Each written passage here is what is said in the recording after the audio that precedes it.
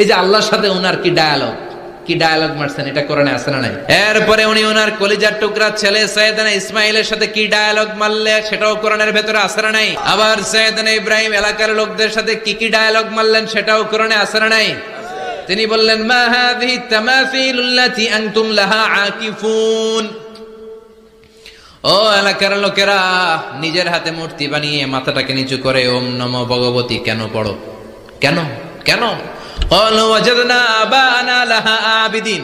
দেখেন, কনভারসেশন কি এক পক্ষের হয়? কথোপকথন করতে হলে কয় পক্ষ লাগে? উনি বললেন, এই মূর্তিগুলোর সামনে তোরা মাথা নত করে দাঁড়িয়ে থাকিস কেন? তারা বলল, ওয়াজাদনা আবানা লাহা আবিদিন, আমরা আমাদের বাপ দাদাদেরকে দেখছি এরকম করতে, এজন্য আমরাও করি। তাদেরকে কটাক্ষ করছি না, সব ধর্মের প্রতি শ্রদ্ধা রেখেই বলছে। সাইয়েদনা ইব্রাহিম বললেন, লাকাদ কুনতুম আনতুম ওয়া আবাকুম ফি দালালিম মুবিন। তোরাও শেষ, তোকে বাপ দাদারাও শেষ, তোদের বাপ দাদারাও গোল্লায়, তোরাও গোল্লায়। চিল্লাই কোন ঠিক কিনা? কি কনভারসেশন! এরপরে বাৎসরিক পূজা অনুষ্ঠানের দিন আসলো। কিছুদিন আগে একটা হয়েছে না, সরস্বতী? এটা বোধহয় হিন্দু ভাইদের বিদ্যার দেবী। এরা এক একজনের কাছে এক একটা জিনিস নিয়ে যাওয়া লাগে। আমরা সব জিনিস চাই একজনের কাছে, তিনি কে? এটা কঠিন না সহজ? বিদ্যার জন্য ওই মন্দিরে, সৌন্দর্যের জন্য এই মন্দিরে, খাদ্যের জন্য দুর্গার কাছে, ঝামেলা না? আমরা সব কিছুর জন্য একজনের কাছে যাই, তিনি কে? বাৎসরিক পূজা অনুষ্ঠানে সবাই ইব্রাহিমরে ধরছে, ইব্রাহিম চল আমরা পূজা দিতে যাব। সাইয়েদনা ইব্রাহিম ফানাযারা নাযরাতান ফিন নুজুম, তাকালেন আকাশে আর বললেন, ইন্নী সাকিম, আমি যেতে পারবো না, আমি অসুস্থ। আমি কি? আসলে সুস্থ ছিলেন তো। অসুস্থ বললেন কেন? কারণ অসুস্থতা দুই ধরনের। চিল্লায় বলেন, একটা শারীরিক আর একটা।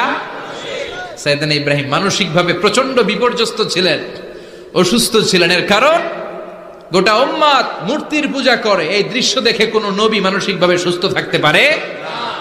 উনি বললেন, আমি অসুস্থ, তোমরা যাও।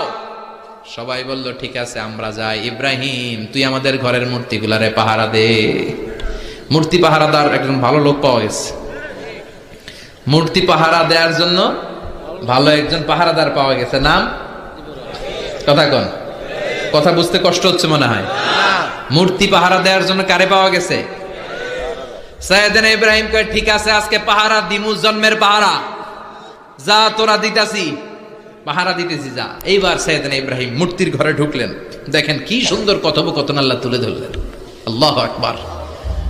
মূর্তির ঘরে, দেবীর ঘরে ঢুকে উনি ঘুরে ঘুরে তাকায়, দেখে একটা এমনি হা করে, আরেকটা ব্যাগ করে, 14-15টা হাত নিয়ে তাকায় আছে। উনি সবগুলার সামনে এভাবে তাকায় আছে, দেখে এক একটা এক এক চেহারা।